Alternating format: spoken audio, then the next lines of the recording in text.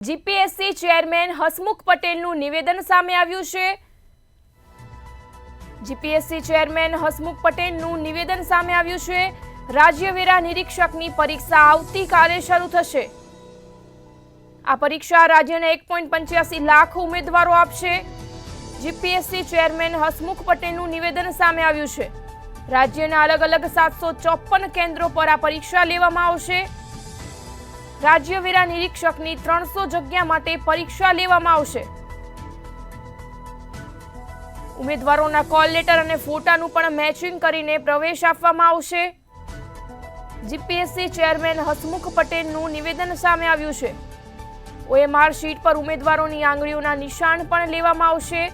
જિલ્લાઓમાં કલેક્ટર સહિતનું તંત્ર ખડે પગે રહેશે. આયોજન માટે આયોગના પ્રતિનિધિ તરીકે વર્ગ પણ મૂકવામાં આવ્યા છે.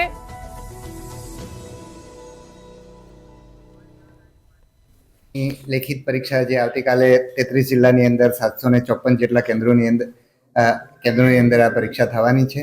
એની સંપૂર્ણ વ્યવસ્થા કરી દેવામાં આવી છે.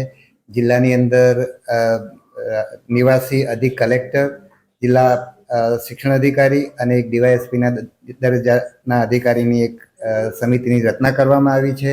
એ લોકો આ પરીક્ષાનું આખું આયોજનની જવાબદારી સંભાળી રહ્યા છે. દરેક કેન્દ્ર ઉપર આયોગના પ્રતિનિધિ તરીકે વર્ગ 2 અથવા વર્ગ 3ના અધિકારીને મૂકવામાં આવ્યા છે. આ એવા અધિકારીઓ છે કે એની પસંદગી પણ જે સમિતિએ બહુ સમજી વિચારીને જેની સક્ષમતા ઉપર એમને પૂરેપૂરો ભરોસો છે એવા લોકોને પસંદ કર્યા છે. આ જિલ્લાની ટીમ અને આયોગના પ્રતિનિધિઓનું બ્રીફિંગ માટેની મીટિંગ વિડીયો કોન્ફરન્સ